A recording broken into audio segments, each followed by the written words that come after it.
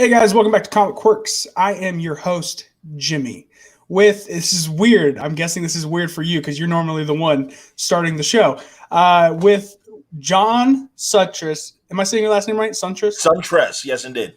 From Word Balloon, the comic book conversation show. Actually, he was the inspiration that got me to start doing interviews. So this is actually really cool to have him on the show. I'm really happy with it. John, how are you?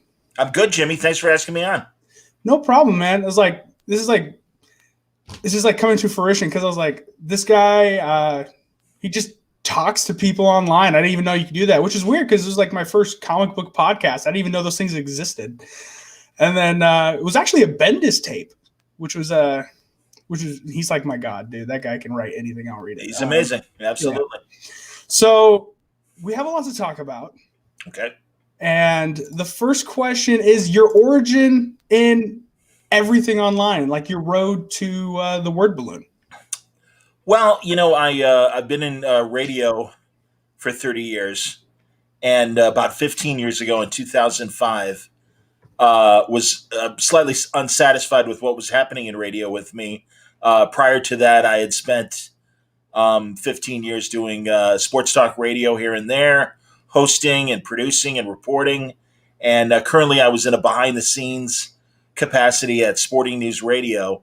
And Sporting News Radio was owned by Paul Allen, one of the Microsoft billionaires. Microsoft. Yeah.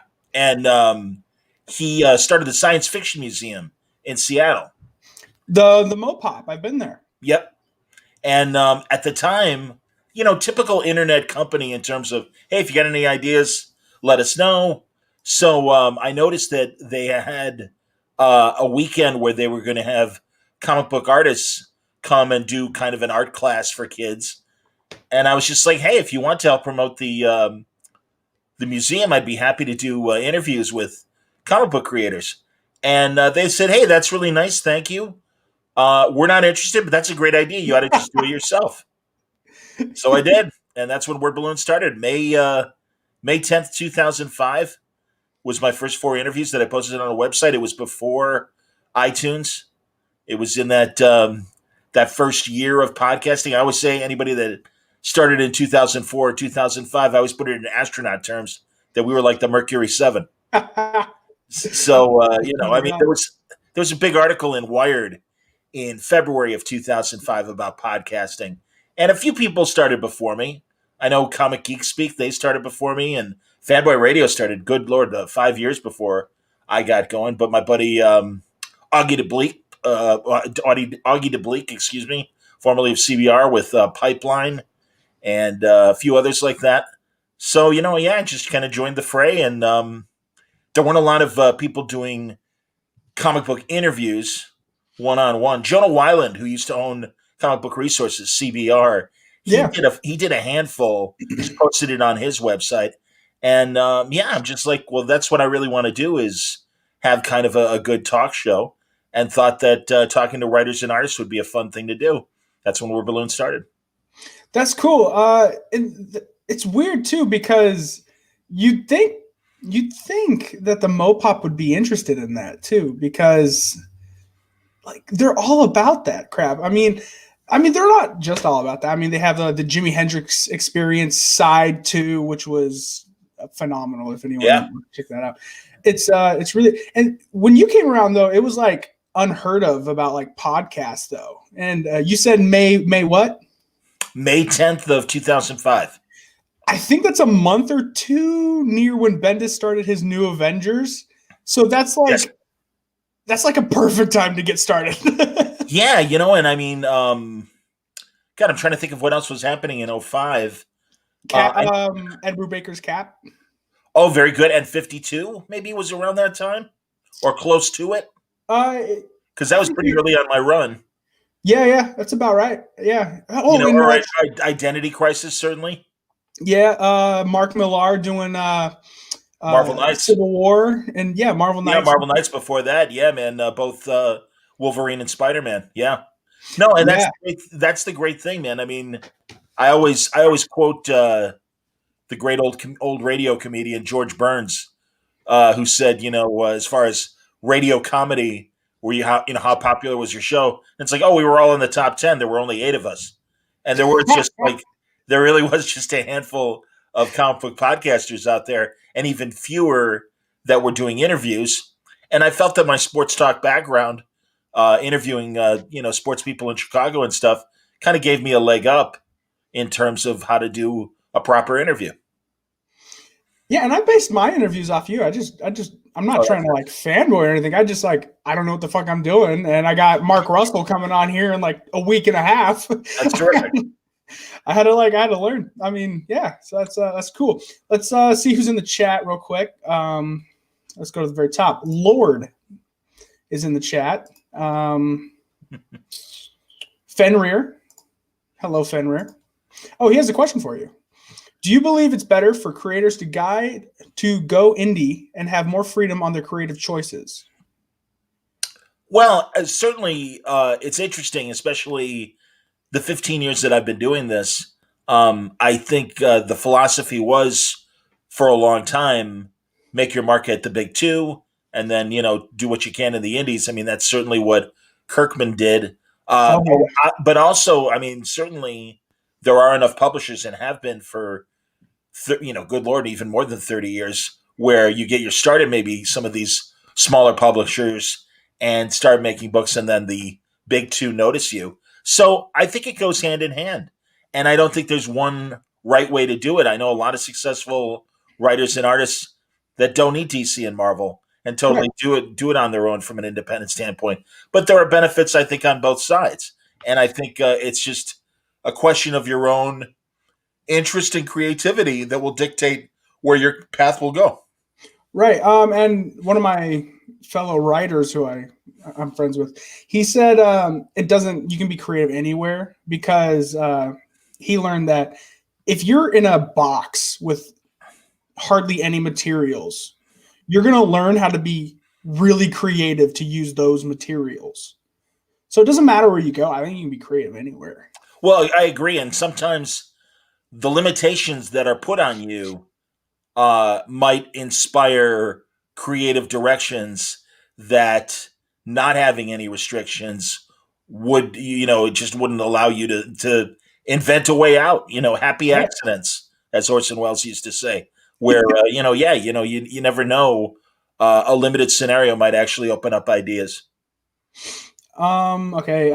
Fenrir Tehillam's in the chat. I've seen him over there too at your show. He's on here all the time. Cool. Word Balloon. Here's something good. Word Balloon has some cool live streams. They really Thank you, man. They really Thank you very much. Yeah, I honestly, I looked at what was happening with COVID and decided to start doing more video. And I'm glad I did. I mean, and it's really been an incredible 9 months of developing the video side of Word Balloon along with the audio side. And that relates to the next question is, without cons, how does that like affect your channel? Or I'll be honest, man, and website and everything? Jimmy, I think like about 10 years ago or so, I really stopped doing floor interviews. I mean, it's okay if I moderate a panel at a convention, but it just seemed like every year there were more and more people doing floor interviews. Plus, I like long form. I always have. I mean, coming from radio, commercial radio, where you have to stop every 6 minutes and play a bunch of commercials and stuff, I like an uninterrupted conversation that can just happen. And I always felt that conventions, that's the fans' time to be with creators. And I don't want to, encroach on that, because I'm lucky. I've been doing it long enough. Most of the conventions I go to, the organizers know who I am. They give me a press pass, and that's really a privilege. So I prefer networking at a convention and just touching base with people. Like I said, if the organizers want me to do a moderator panel, that's great. And I've had a lot of great opportunities talking to creators in that capacity, like Art Adams and Jim Steranko, and I mean, people like that just it wouldn't have come up in terms of me trying to book them on the show just normally, or just you prefer the people that are just like old timers, who are just not so inclined with technology to like, okay, that's a good thing. That's a good idea. And I like that sentiment too. Try and not to disrupt the fan service in this time. And Dude, I'll be, and again, having done it for 15 years, I've been very fortunate, and a lot of these creators have become friends. And right. and sometimes I will, just because I see them, will be in conversation, and suddenly I look behind me, and there's three people waiting with Oh, comics to sign or right. whatever, and I literally jump, and I'm like, "Oh, I'm so sorry. Please talk to them. I can talk to them anytime. I'm so sorry." I'm guessing you can't go and see Bendis at a con. You guys will just talk your heads off. Yeah, I mean, that's the thing, So I try, like I said, I try to be mindful of that and respectful of the fact that people are spending money to see these people, so I don't want to get in the way. So going on with the changing of the times from 2005 to like present, that's almost 16 years now. Like we only got a few months away for your 16th anniversary. Yeah. How do you change with technology and let's say pop culture and everything that just keeps on moving no matter what? How do you work around that? You go with the flow. I mean, honestly, you welcome the changes, and I mean, I'm a spectator when it comes to my interviews, and I react to what's happening. I don't. I expect the stories to change. I expect the characters to change occasionally, and for them to go away from the norm. And I think that's interesting. So I'm never really disappointed in a run that may not go away that I would think a certain hero or a certain book should go. And yeah, so to me, every new opportunity for the writers and artists drawing a new book is a new opportunity for a conversation. And Mm-hmm. and the technology, yeah, you just kind of you stay up on it. I mean, this has really been the democratization of online media has really been an incredible opportunity, because before that, and again, you can speak to the first 15 years of my broadcasting career, where you have to convince somebody to let you on and broadcast and conduct interviews or do what you want. And I'll tell you, the last 5 years of my broadcast career, I haven't regretted the jobs that I've had, but they weren't the jobs that I got into radio to do. I mean, I was traffic reporting at the CBS Chicago news station Oh for wow. the last 3 years, and it ended. I mean, I was really worried that it was going to be some boring, uninteresting thing, and thankfully, it was interesting because it was live news, so that was kind of cool, and I really enjoyed it. But that's not what I really got into doing interviews and hosting a show the way that I do Word Balloon. That's what I always wanted to do. And now, because of online media, I could do it on my own. That's cool. Now, do you think like online media can also be a hindrance to it too? In what way? And like someone disagrees with your point of view, and then they try to cancel you. I haven't. I'm fortunate that I haven't really experienced that, and I don't think my opinions. I first of all, who the hell am I? Like, well, seriously, like it's like I don't consider myself an expert. I don't lord my opinions over that. This is the way things should be. The only thing that I do get my fur up on is the freedom of speech, Mm-hmm. and also, but don't use that freedom of speech to hurt other people. Yeah, just don't be a dick. Yeah, it is. You're right. It's that simple. Don't be a dick. And so I might disagree with some of the opinions that I see these days from various comic book people, whether they're creators or other podcasters. I mean, other podcasters, whatever, do your own show. That's fine. But even the creators and stuff, um, it doesn't, again, it just doesn't bother me. So I haven't had to worry about any sort of, knock on wood, any sort of canceling. And I don't think I'm that controversial. Some people think that's a detriment to my show, that I don't. Oh, you should have a sharper opinion, and it's like it's fucking comic books, man. I mean, and really, at the end of the day, it's like, well, I don't like the way that you're writing Fantastic Four. Okay, I mean, it's like, just give it a year or two. well, seriously, for real. I mean, that's the thing is, another creative team will come along and maybe write a version that you like. but I don't take personal offense. And also, I sympathize with the creators that come up with an idea that maybe doesn't click, because I think at the end of the day, the answer is in terms of why'd you choose that story, and it's like I thought it would be entertaining. Sometimes we want our comfort food when it comes to a lot of these characters, and we want things to Yeah. remain the same. But sometimes, by the same token, you need to kind of shake up the status quo to get an intriguing story. I mean, look at the Adam Strange story that King and Mitch Jarrett Yeah. and Doc Shaner are doing right now. And I love Adam Strange. I've always loved Adam Strange. But now all of a sudden, it's like, well, maybe he isn't the hero that we thought he was in this particular instance. And I think that's intriguing. Right.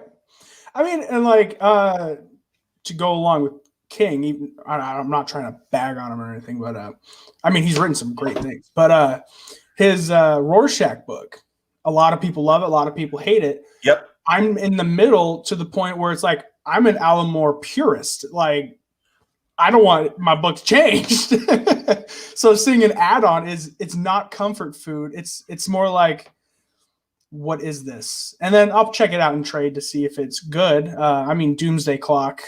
I'm like, again, Alan Moore purist, but that was good, so I'll add it, sort of thing. Yeah, I mean, it's no, you're right.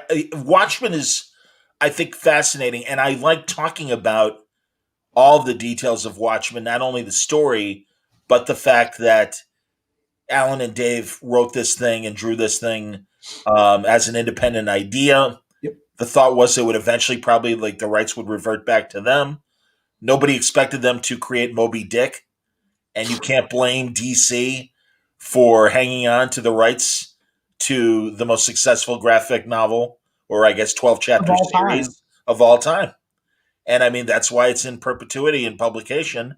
And I can appreciate Alan's frustrations that the book hasn't reverted back. I think Dave, I love Dave Gibbons. I love talking to him, and I think Dave is keeps his cards close to his vest. But it seems like Dave has been able to continue his career without any sort of frustration that Watchmen isn't theirs to control, and still reap the benefits of having drawn it and being associated with it. And nobody can take that away from either of those guys. I mean, they still get royalties. Well, absolutely, yeah, but again, it's like that's pennies as opposed to the dollars if they owned it outright. Right. I mean, I can also see it sort of like it's their baby. Like we spent months and months working on this thing, and almost a year fully coming out. It's our own child, and just taken away from them. Right. Well, and again, that they would have control. I mean, maybe they would allow other writers and artists to, do stories inspired by theirs. Now they don't have that control.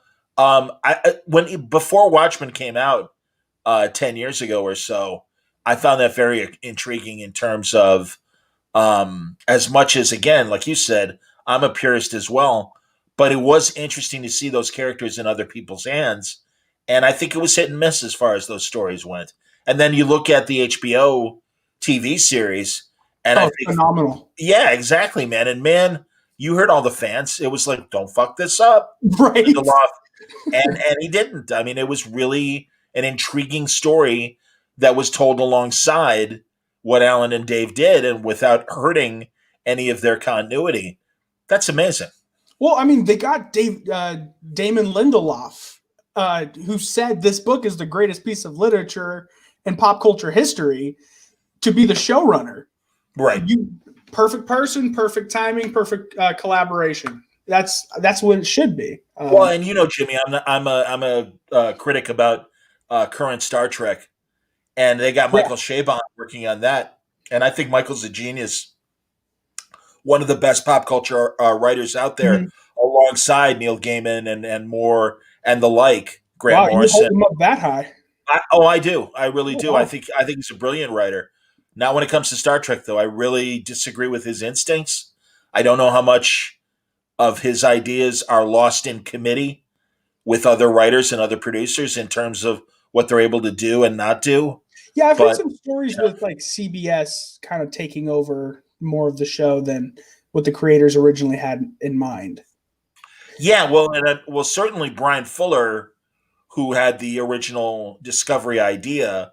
I've never seen his original scripts. My friend Rob Meyer Burnett has, Oh yeah, and it sounds like Alex Kurtzman and company really kind of came in and rewrote a lot of stuff. I mean, my God, you know me, Jimmy. If you get yeah. me started talking about Star Trek, you could You easily can get me derail. going. I'm actually until the season finale of Mandalorian, I was a Star Trek junkie. Like that was my thing. And then what they did with Mandalorian season 1 and 2, I'm like, did they just turn me? That's so funny because then I know other people as well that they are either or Star Wars fans or Star Trek fans. Growing up when I did, I mean, I turned 56 this past year. I had Star Trek. Congratulations. Thank you. Yeah, knock wood. Right. I grew up on Star Trek first, and I've always liked Star Wars as well. So I enjoy both, and I'm glad I don't live in a world where I have to choose. But you're right when it comes to rebooting and doing something correctly. Mandalorian just blows Star Trek out of the water. Yeah, I mean, again, another creator. You got Jon Favreau, who created the MCU beside Kevin Feige. So a guy who goes, "I'm done with Marvel, but I want to do this." That excites me. And Dave Filoni, I think is his name. Yeah, Dave Filoni too. I mean, he Yeah. was on the cartoon side, and then he directed. What was it, like 3 episodes so far? Well, he's been Favreau's chief collaborator on Mandalorian Really? for both seasons. Yeah. And I think has incorporated a lot of the animation ideas.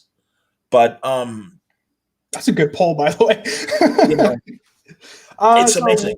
Lord in the chat says, do you think using social media is a good idea or bad one for comics to get exposure? It's a double-edged sword because I think it helps you gather your audience and get awareness. But I also think that it does open you to criticism that comes from the hip and is very anonymous. I mean, I always tell my creator friends who get angry at online critics, and it's like you're not going to win a discussion with Vader 28. You know, it's like they're anonymous. You know what I mean? They're That's so true. and I mean and you don't know if Vader 28 is a 12-year-old kid. You suck.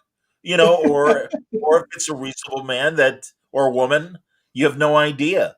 And also it's that instantaneous critique of a like chapter of a story. Right, you're not seeing the full thing. Exactly. That's why I don't like either too. Like that really does upset me because like issue 1 comes out of a book and people are, we already hate it, and you're like, what if the next issue you find out he wakes up or something? Right. I mean, or there's misdirection a lot of times in an opening chapter, and it's like, wait a minute, why is Wolverine killing people? And it's like, well, they're not people actually; they're life model decoys, or they're androids, or whatever. And I think the biggest like sort of twist of all was that really got backlash is Secret Empire, Spencer's run. Like people were just like, we hate this. Read the end. Well, that's the thing, then. No, and really, the other thing too is, and it's a Joe Quesada quote. Love Joe Q. Joe says always that Marvel fans treat their characters as 3-dimensional people, and they treat their creators as 2-dimensional characters. Oh, wow. And it's absolutely true. And that's a great example. And truly, the people that were, and here, all right, now I'm going to say something where I said earlier, I don't care what people's opinions are. But the weepy people that were like, oh my God, you've destroyed Captain America. It's like, no, he didn't. Just relax. It's a goddamn story. And like you said, I mean, you knew eventually things were going to be set right again. Exactly. I mean, and it's or even Sensational Spider-Man with what Dan did with Doc Ock becoming Spider-Man and stuff. And it's like, just, or earlier, like we said too, Brubaker with Captain America killing Cap. I mean, it's like, okay. When I was reading that, I was just like, well, I didn't read it at the time. When I retrospectively read it, okay, I was like, oh God, what are they going to do after? And then they brought him back, and you're like, Oh, that's okay. It worked. Never mind. You're good.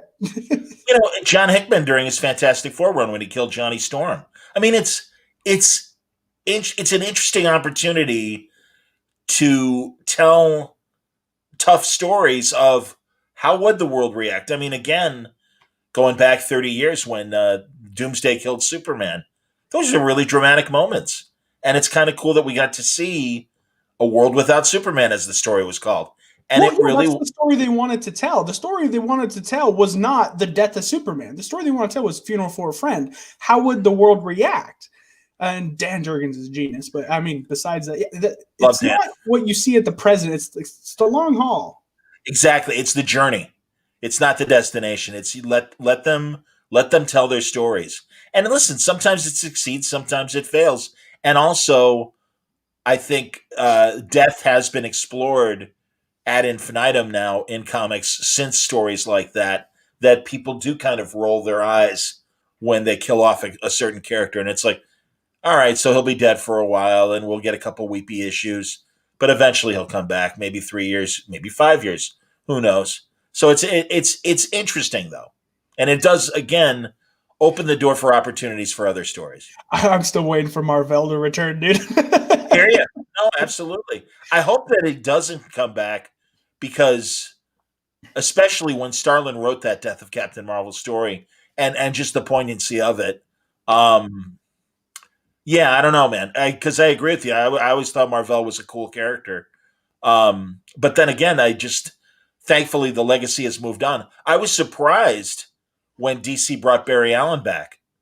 I know how much Jeff Johns loves Barry Allen, Oh but yeah, really there was this entire double generation, not just one generation, but I would say at least two generations of Wally West fans that grew up with Wally being the Flash. And that's why, like, sometimes it works that the legacy has been passed on and you honor the keepers of the original, character, although obviously Jay Garrick is your first Flash.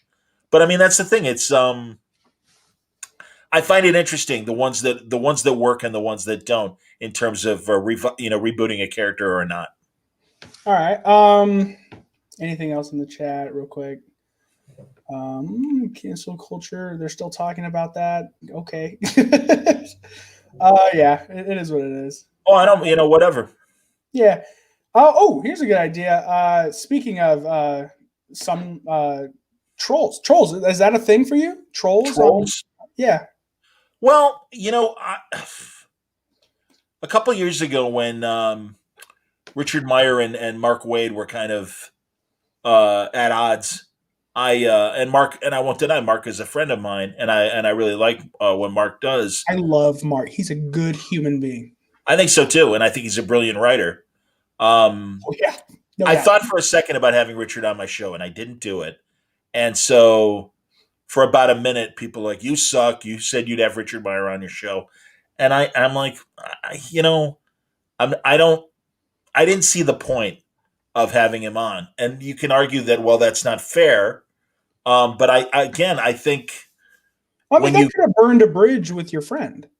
well, no, I wasn't worried about that. As far as Mark being mad if I had Meyer on, I always say that I'm a journalist with a small J, and I think, well, because really, and also again, I'm not. It's not Woodward and Bernstein kind of material where we're dealing with nuclear secrets or the cure for cancer that's being kept by scientists or a tobacco company. It's fucking comic books. Right. And as long as people are respectful of each other, I don't mind disagreements. If I disagree with somebody, what I do is, as opposed to critiquing a book or having criticisms on my show, if I'm not interested in a book, I don't talk to a creator about that book. It just doesn't, whatever, and it's fine. But I think what bothers me about the trolls that I perceive currently, mostly on the trolls on the right, because there are trolls on the left as Right. well. But I think the trolls on the right, it's I don't like this book, and this book shouldn't exist, and these creators shouldn't be writing and drawing comics. And that's where I've got a problem where I'm like, well, read another comic book, read a different comic book. Yeah, Um, I agree. The same thing. There's thousands of stories out there, and I had a similar experience to you when it came to the weird angle.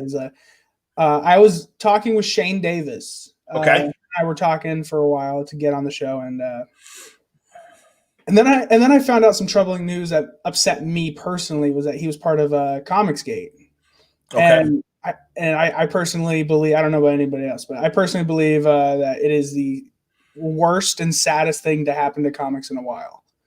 Is Comicsgate.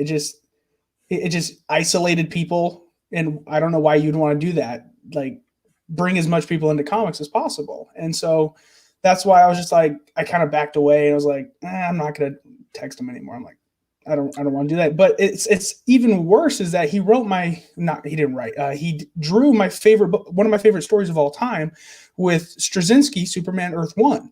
okay. Like, I had this guy on a pedestal, and then to find out he's part of something horrible, and you're just like, it really hurts every now and then. Well, again, it's the personal attacks by the Comicsgate people that I object to. But I would say as well that the trolls on the left, because I agree with you, man. What I've always loved about the comics community, and it used to always happen at comics conventions, was, hey, we're all having a great party, and now here's new people that are enjoying it as well. And what I don't like about the trolls on the left is they've come in and said, "Wow, this is a really cool party. Now, can I tell you what's wrong with your party and better be changed right now?" And it's Yeah, like, hey, wait a minute. Well, what the yeah, hell? I mean, again, I always put things in terms of, because I said this about my show as well. My interviewers, the people I interview are guests, and the yeah. operative words are guests. You are inviting them into your virtual living room. And I just don't believe in having somebody on. And this is why with Richard Meyer, I decided not to have him on, was to sit down and go, okay, you know why I don't agree with you? And it's like, what kind of social situation would you put yourself in where you invite somebody to your house and be like, this is what I don't like about you? That is It's, awkward. That is it's very awkward. Festivus. It's the airing of grievances. And it's just like, come on. I'm like, you don't do that. So I want to keep things light. I want to keep things entertaining. And truly, again, I consider myself a liberal. I consider an All right. old-fashioned liberal, like, or progressive, whatever label you want. But I do think that sometimes the politics of the moment are more important to certain creatives than telling a good story. Right. And that disappoints me because, again, I go back to new Star Trek, and it is very important for current Star Trek to be on the right side, as they see it, of politics and inclusion and awareness. Yeah. I completely agree with all of that, but you're kind of missing something in the recipe if you don't have smart science fiction in there, good characters, and interesting stories. And that's where I think new Star Trek fails miserably. And frankly, again, it gets me Well, angry and because it gets. every season they beat their chest with pride at how diverse and inclusive they are, and it's like, Mhm. I don't know how to break it to you, but Gene Roddenberry, especially in 1966 terms, was just as progressive and was like making bold moves of, the Russians are our enemies and we have mutually assured destruction going on in the headlines and the space race. And Gene Roddenberry's like, you're damn right we're going to have a Russian because it's the future and Russians are contributing to the advancement of space. Of course, we're going to have people of color on because they're all important. I mean, and that's and again, wow, Star Trek Discovery, we've got a lead woman in the role. And it's like, well, there was a show called Voyager that had a female captain, and oh my god, we've got a person of color as the lead. And it's like, yeah, I think Avery Brooks can tell you about what that's like because that was happening 25 years ago. But I Yeah, mean, really, you had on Star Trek. Yeah, you're right. Gene Roddenberry. The very first show, Aurora was. right? Yeah, she wasn't like the pilot's hand or right hand. I can't remember the name. She's like second to the captain, and Well, then she, number one, yeah, the the first pilot, first and officer, then yes, yeah, and then the network. network. Thank you. Network was like, we can't do that, and then Yep. he's like, but why? And then he goes, well, we're going to pull your show. And then he goes, fine. Well, and he ended up combining.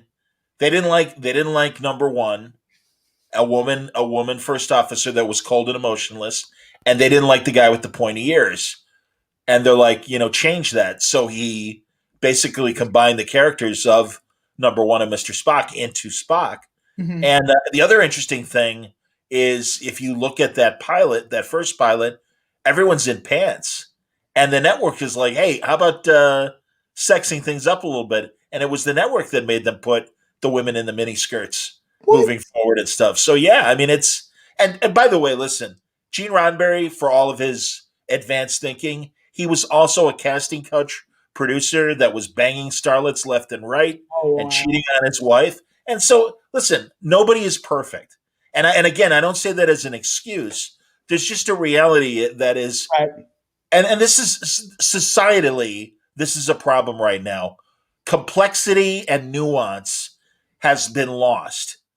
And it's really sad as someone who was growing up I was born in 1964. So the racial divisions of the 60s that spilled into the 70s, I certainly saw all of that. I do think that we took a good corrective step to be more inclusive. And now we're at each other's throats again in the social wars. And that's really disappointing because the hope is that, you learn from your mistakes and you move forward. What can you do other than keep hopefully trying to project in your own way what you think are the right values and just try to be a good person. Let's get on the lighter side of things. Sure.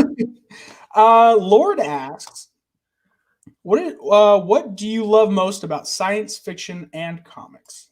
Well, just the possibilities. I mean, infinite imagination possibilities. If you're talking specifically science fiction in comics, but really comics and science fiction. Comics as a medium and science fiction as a genre. I do like the idea of using futurist stories to comment on current social things. I do think that that's an interesting, convenient analogy to project your story. Oh, everybody did it. I mean, Rod Serling did it. Yeah, Jules Verne did it. I mean, good Lord, go back and H.G. Wells and Jonathan Swift with Gulliver's Travels. So I mean, no, it's been going on for hundreds of years. Comics are great though because the only thing that's holding you back is the creator's own imagination. And having grown up when I did, and starting to read comics in the early '70s, and seeing where they are now, it's so great that today's generations grew up reading comics. And I just think the stories have just gotten more and more sophisticated in terms of more adult themes, deeper characterization, and truly, again, go back to Will Eisner. Will Eisner was doing it in the '40s, and other great writers were doing it in the '40s and '50s, all through the decades. We just have more of it now, and I think that's terrific. And that a little kid can read Captain Underpants and be entertained, and people our age can read Strange Adventures and enjoy the Adam Strange story. So I just love how comics as a medium has expanded.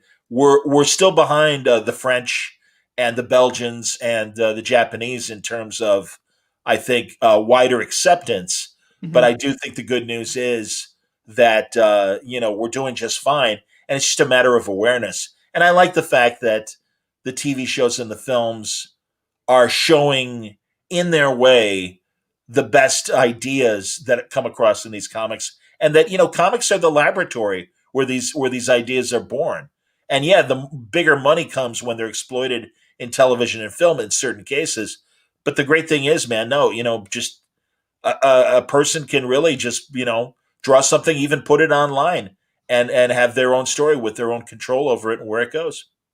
Yeah, and speaking of the online comic, there's this story. I can't remember the exact name of it. I think it's called something Sheriff, whatever. It's a artist who wanted to create a comic book with his 4-year-old brother, and they got together, and the younger brother came up with this weird, goofy story as a child does.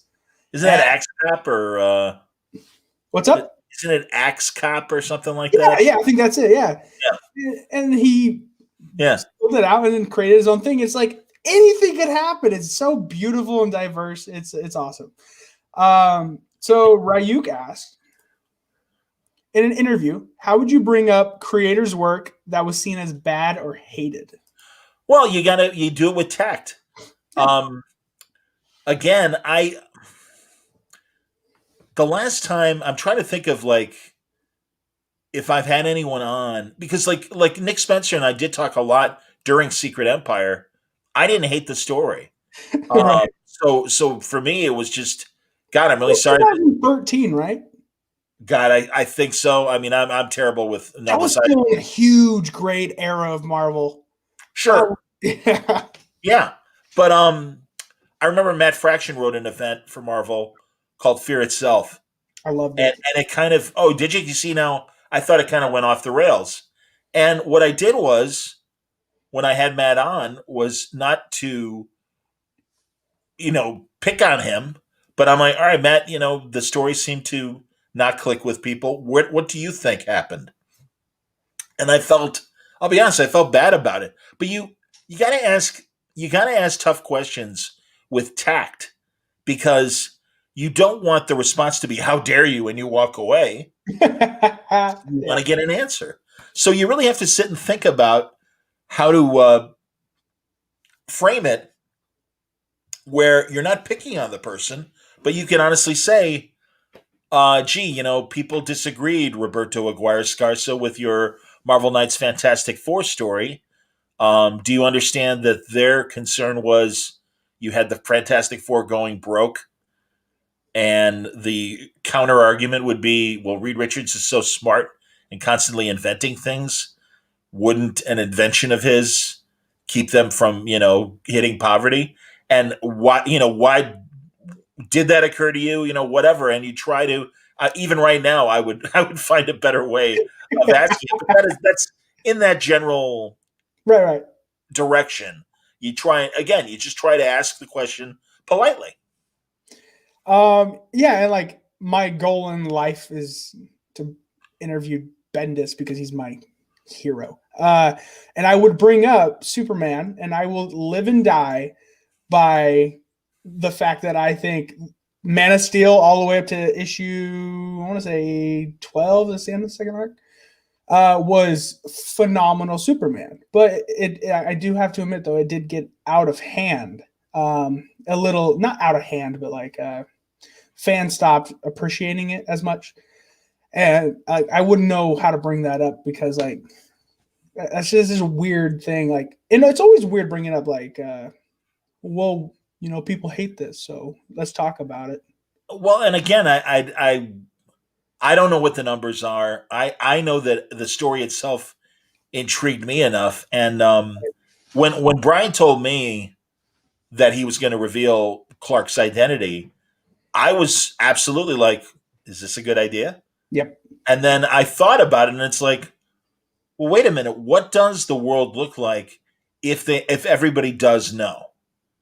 What kind of stories does that open up? Because Marvel, I thought, kind of blew it back in the Civil War era when they revealed Spider-Man's identity and they Mephistoed it. They put the genie back in the bottle with Mephisto changing reality, and it's like, no, man, we got denied a bunch of really interesting stories. We got a couple like I love, and in fact, when I got to interview Straczynski, I told him, "Good Lord, when the Kingpin tries to kill Aunt May, and then you had Peter going to prison, him making all these moves from prison, and then you had Peter going to prison and beating the shit out of the Kingpin and going, 'You come after my family, this happens to you.'" That was amazing. It It was a great moment. was. And that's the thing. So like, and really, like, in fact, that great issue of Civil War where you see the unmasking, and while he's doing the press conference, you see the reactions from all these various people, including Doc Ock, and it's like, yeah, that's a missed opportunity. That was a story we were kind of denied, other than that one panel reaction, and it's like we should have gotten more of that. Yeah, And I that's mean, that. also, sorry, you want to? No, I was just going to say that's why I am intrigued to see what Philip Johnson is going to do with Yes. Superman moving forward, and like how long his run is. I don't even know how long his run is going to be. I hope it's And going to be a while because he's a phenomenal writer. I agree with you, man. No, he's and a really interesting guy too. Um, So and also like I think them putting it back in the bottle not even a year after revealing his thing would be bad because then everyone's going to be like, that sucked. Well, it's like, you didn't even give it a shot. They put it back in. This in perspective, 12 issues later. it's a stunt. I mean, that's one of the problems with having 5 and 6 chapter stories is things don't change that much within a year. And I do kind of miss one shot stories and 2 and 3 part stories. And that's why I love Dan Slott and that he always manages in the midst of his runs to throw in a couple quick story arcs like that. And it's going to be interesting now as we see the monthly comic book change and all these various anthologies that DC has announced. Um, Yeah, I'm not the, sure how I feel about that. I can appreciate that. I mean, the single story 20 page a month story or book is I just think it's too expensive. Um, I think limiting as well in terms of just not it's not worth each chapter alone. It's really expensive. I don't think that's smart. I mean, I remember as a kid buying comics when they were 20 cents each. But even I as mean, that's what Alan Moore said too. He goes, "This is the greatest medium because you get art. The poorest people in the world could take pocket change, and if they're having a bad day, can go out and get something nice." Yeah, yeah, yeah. And again, I think a lot of the recent anthologies that DC in particular has put out have shown they can tell effective yeah. 10 page and 8 page stories. Um, With their celebration issues, like DC Detective Comics 1000, which was phenomenal. Action Comics 1000, which blew me over the moon. And I think it's just Batman 1000, whatever one that Bendis did with Marquez. yeah, and then also even the summer specials and the Yeah. Valentine specials, the Christmas Oh, special. the Swamp Thing Winter Special, that Tom King book. Oh my goodness. Yeah. Stephanie Phillips is going to start writing Harley Quinn, Hmm. and this past year she had a Valentine story of Wildcat, and it was an 8. I thought it was at least a 10 or 12 page story. It's like nope, 8 pages, and I'm like, well, it was amazing. And Yep. also I like the digital first books that DC is currently doing as well because I think they're showing that they can tell effective one shots or two parters in a limited space.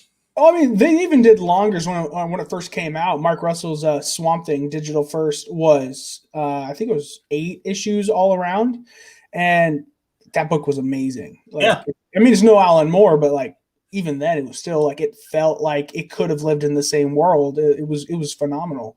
Mark's a great writer. I'm really glad Mark's part of comics. And So much. I read Swamp Thing and cried. I get it, man. No, and I love his home base now, Ahoy Comics. I think they're a terrific young publisher that's doing a lot of great stuff. Especially with Second Coming, no other company would have picked that up, and Ahoy was like, "We got Yeah, it." I think sometimes I feel like some companies just don't have balls enough, if that's right, to take chances like that. yeah, but honestly, again, it's a very regimented, socially structured world currently. Mm-hmm. And if you tell a story that might piss off half the country, you're pissing off potentially half your market. So I can't blame people for concern over stories like that. But you're right. I feel the same way. Comics have always been an outlaw medium that has taken chances and also just kind of hanging on the edge and risk takers and willing to be controversial and willing to tell good parodies along with good action stories as well. And I'd hate for that to go away. Yeah. Oh, without a doubt. Um, before okay, let's just do this real quick. Chicago. It's my hometown. I love Chicago. Uh, Where are you in Chicago? I'm in the city. I've been back in the city for the last 6 years. I live about 3 miles from Wrigley Field, Oh and wow. yeah, so I'm on the north side, and I grew up as a kid in the north suburbs, and I've been very fortunate. My dad had his small business. He had a restaurant. And I'm glad he's not alive right now because I can't imagine how he'd survive during these crazy COVID conditions. But Yeah. so he had a restaurant in Chicago. He grew up in the city. Um, I just love. I especially love the older cities in the United States because they just have character and history. And Chicago always was, they call it the second city to New York, and it was kind of an insult, but I think we wear it as a badge of honor. Damn And, right. and Second well, City's now even an improv.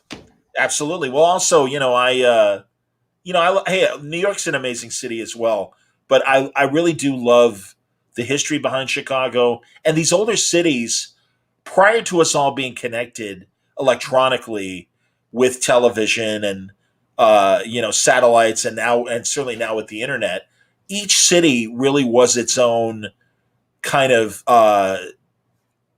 small little fiefdom Right. where you relied on it for everything. So the It's so television, cool.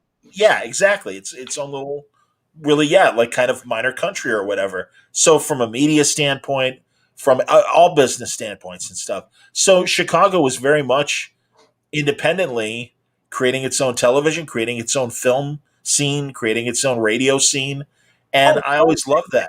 film, definitely. You had the Tivoli Theater, second movie theater ever made for talkies. Uh, Well, and Chaplin before he went to L.A. Spent a couple of years here in Chicago doing silence at Mutual before he ended up going to LA and stuff. So yeah, man, no, I mean, again, this and that's 105 years ago. So it's very interesting, and I've always appreciated that history and feel fortunate from a broadcasting standpoint that I've been able to participate and have a small part in that history. So no, I love it, and as I told you off the air, I've had a couple of opportunities for other jobs to take me to other cities, and luckily the radio stations that I had been working at the time always managed to keep me here. So I always felt very fortunate that they thought enough of me. And I mean, it's the third largest city in the country. Of course, I love this place. and crap. Okay, I remember. I almost forgot. Um, oh crap! Now I just forgot again. Well, and I'll just say more about like just the whole social scene of Chicago, the theaters, the food, Hmm. live theater, live music. Giordano's best pizza in the world, hands down. That's so funny. I like Giordano's. I think Malnati's is a little bit better than Giordano's, but I mean, again, that's the I other like thing too. I like Giordano's for just all of it, except for one. I'll take a personal pan deep dish sausage from Gino's East any day. See, there you go. Yeah, and I mean that's the thing. Like Uno's and Geno's and Malnati's again. I mean, I love when New York beats their chest about, oh, we have the best pizza, and it's like I love New York style pizza. What I would say is Chicago is the most inventive when it comes to pizza Damn right. because you can get it at not only pan and deep dish and stuffed, but great thin crust pizza as well. We have a million different kinds of pizza, so that's why I think Chicago has an edge when it comes Oh to yeah. pizza.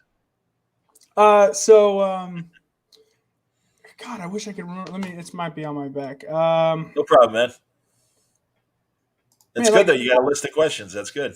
yeah, I know. I always write it out, but this one just came to me and it just totally just spaced right as I was thinking about it. So what's next for you, man?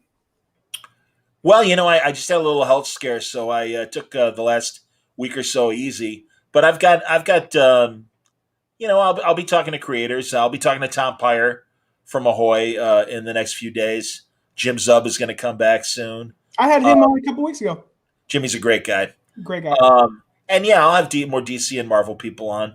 Um, there's nothing really set in stone right now, but no, I mean, again, every 6 months there's a new story to talk about.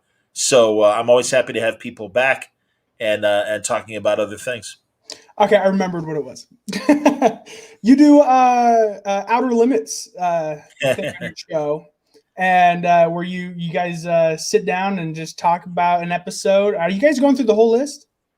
Yeah, I mean, Gabe Hardman, a great friend, was just complaining one day that there wasn't an Outer Limits podcast, and he's just like, that show from the early '60s is a great show that gets misunderstood, gets filed behind the Twilight Zone Exactly. as that other show, and it's unfair because it really was doing things from a different perspective.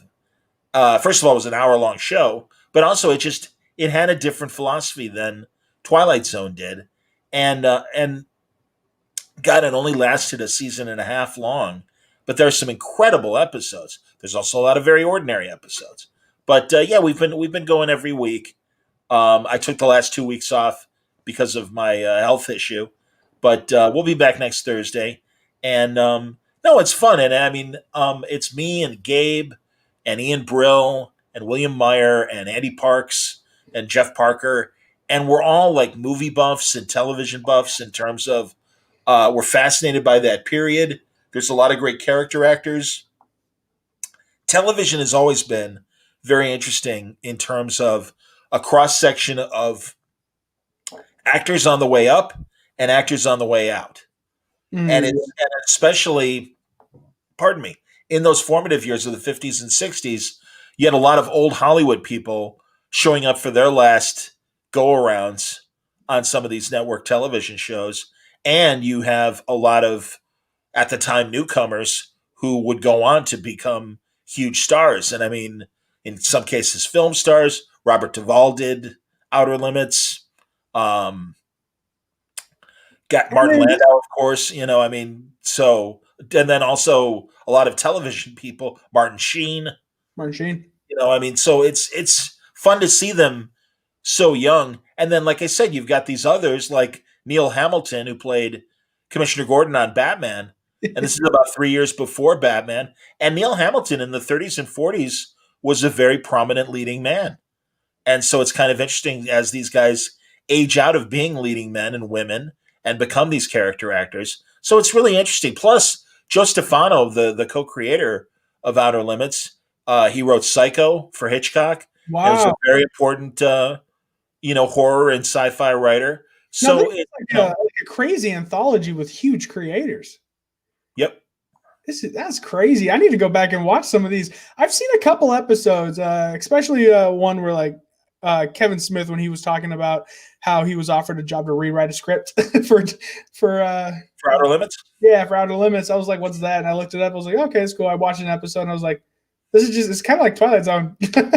Sure. No, and again, it's fair to make that shorthand comparison, but if you really do delve into it, it's really interesting. Plus, Gabe being a storyboard artist and a filmmaker as well, he's fascinated by great direction of photography, the cameraman, and Conrad Hall was the Outer Limits like guy that was really effective in using shadows and taking a very noir approach to horror, and did this on a television budget, and really made effective mini movies in a lot of ways. So that's like the best episodes really are almost like these 50-minute mini movies. Mhm. And I think yeah, just again that period of at this point the early '60s, there was just still interesting experimentation going on in television writing, and it's so funny because now we're in a new age with shows like Black Mirror that I think is doing the same thing. So it's exciting how the cycle eventually repeats itself. And I mean, they call this current era peak TV, and there's a reason for that. We're getting unbelievable writing, unbelievable filmmaking chops on television. And again, COVID has sadly taken the game away from theaters, and now it's all on television. And that's Always because of that. Like they were gonna like push it back a little bit more, like a couple months, but they were like, theaters are closed. Let's do it now. yeah. I mean, that's the thing. It's until things will get normal again. But in the meantime, it's really giving television a chance to exploit what it can do. And we literally are a captive audience, and we need to still be entertained. And we're getting some very interesting films and television out of it. I totally agree. Now, coming to a close, I want to recommend one comic and one book to you because you've recommended a lot to me throughout your podcast. Okay. Paying the favor. I don't know. Do you have HBO Max? I do. Okay, then I don't know if you've watched His Dark Materials. I have not yet. Tell me about it. Oh, dear God, it's so good. Okay. It's infuriatingly good because normally, like, the best TV shows like Game of Thrones and The Boys and like they're very adult. This is the same like level of writing, but it's a family friendly sort of thing, and it stars the child from Logan. Okay. Yeah, she in Logan, I thought she was Spanish. She was just a phenomenal actress. I had no idea. Coming to this, nope, she's British. And Okay. I thought she was actually Latino X or something. Yeah, that next, yeah. But then when I looked her up from the show, she's actually British. And I'm Okay. like, oh, she's just a phenomenal actress. And she's so young. She's doing great. And it's based off of the Philip Pullman books, based off the same title. Okay. It's a weird book.